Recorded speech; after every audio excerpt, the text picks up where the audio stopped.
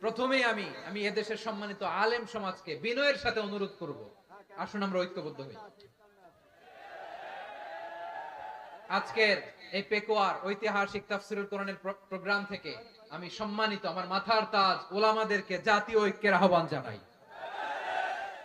পেকুয়ার এই ঐতিহাসিক তাফসীরুল কোরআনের প্রোগ্রাম থেকে আমি আমার সম্মানিত রাজনৈতিক ব্যক্তিবর্গদেরকে জাতীয় ঐক্যের আহ্বান জানাই। অনেক হয়েছে আর না। আধিপত্যবাদকে রুখে দিতে হলে, বাংলাদেশের বিরুদ্ধে যে কোনো ধরনের ষড়যন্ত্রকে রুখে দিতে হলে জাতীয় ঐক্যের কোনো বিকল্প নাই। চিল্লায় বলো ঠিক কিনা?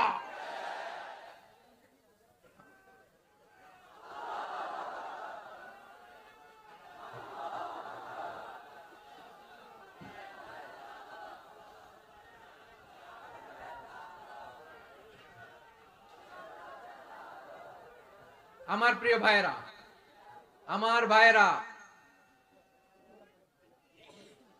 আর কাদা ছড়াছড়ি করব না, ইনশাআল্লাহ বলেন। আল্লাহুম্মা ফারশাদ। আল্লাহ তুমি সাক্ষী থাকো, আল্লাহ তুমি তৌফিক দাও। আওয়াজ করে পড়েন আমিন। আর একে অন্যকে কাফির বলে গালি দিব না, ঠিক কিনা বলেন? রাজি আছেন? ধ্বংস করে দিয়েছি আমরা আমাদেরকে। আপনারা হালাকু খানের নাম শুনেছেন? মঙ্গল অধিপতি হালাকু খান বাগদাদের আমাদের বিশাল দারুল হিকমা লাইব্রেরিকে ধ্বংস করেছে। 10 লক্ষ মুসলমানদেরকে কচুকাটা করে গণহত্যা করেছে। জানেন, আমাদের সভ্যতা সূতিকাগারের কেন্দ্রবিন্দু ছিল বাগদাদ। ইরাকের বাগদাদে যেদিন সে রক্ত নিয়ে হোলি খেলা করে, রক্তের হোলি খেলা যেদিন হয়, ওই দিনও বাগদাদে বাহাস চলতেছিল। আমাদের বাহাস কি চলতেছিল? আপনাদের এলাকায় বাহাস আছে? এই প্রচলিত বাংলাদেশে যে বাহাস, এটার সাথে ইসলামের কোনো সম্পর্ক আছে? এই পর্যন্ত বাহাসের পরে পরাজয় বরণ করছে এরকম কোন দল আপনারা পাইছেন? আমি পাই নাই। প্রত্যেক দলই বাহাসের পরে সংবাদ সম্মেলন করে বলে, আমরা জয়লাভ করিয়াছি, ওনারা পালাইয়া চলিয়া গিয়াছেন। আছে না নাই? কারণ সত্য জানার জন্য, সত্য মানার জন্য আসে না তো, নিজের জ্ঞান জাহির করার জন্য বাহাস করে। বিপক্ষ দলের আলেমকে ছোট করার জন্য বাহাস করে। এই বাহাসের স্থান ইসলামে নাই। চিল্লায় বলো ঠিক কিনা? এই সমস্ত বাহাসের দিন শেষ। ঐক্যবদ্ধ হওয়ার বাংলাদেশ। প্রিয় ভাইরা, হালাকু খান সে দারুল হিকমা লাইব্রেরি জ্বালিয়ে পুড়িয়ে এই সব দামি দামি বইগুলো, আমাদের দামি দামি ঐতিহাসিক তুরাসি ক্লাসিক বইগুলোকে দজলা নদীতে ফেলেছে। পুরা দজলা নদী কালো হয়ে গিয়েছে। 10 লক্ষ মুসলমানকে গণহত্যা চালিয়ে এই রক্তের বন্যা যখন দজলা নদীর পানিতে মিশে গিয়েছে, দজলা নদীর পানি লাল হয়ে গিয়েছে। যেই দিন বাগদাদে গণহত্যা চলে, ওই দিনও বাগদাদে বাহাস চলতেছিল। কিসের বাহাস জানেন? মেসওয়াক, ডান মারি থেকে করা সুন্নাহ, এটা আমরা জানি। এখন কি উপরের মারি না নিচের মারি? বাহাসের বিষয়। এই বাহাস করবেন আপনারা? বিশ্ব যখন এগিয়ে চলেছে, আমরা তখন বসে বিবি তালাকের ফতুয়া খুঁজেছি কোরআন হাদিস চষে। তালাক ইসলামের অনেক গুরুত্বপূর্ণ অনুষঙ্গ। তালাক কোরআনের একটা সূরা। কিভাবে তালাক হবে না হবে আমাদের ফুকাহায়ে একরাম, আমাদের আকাবেররা সব বলে গিয়েছেন।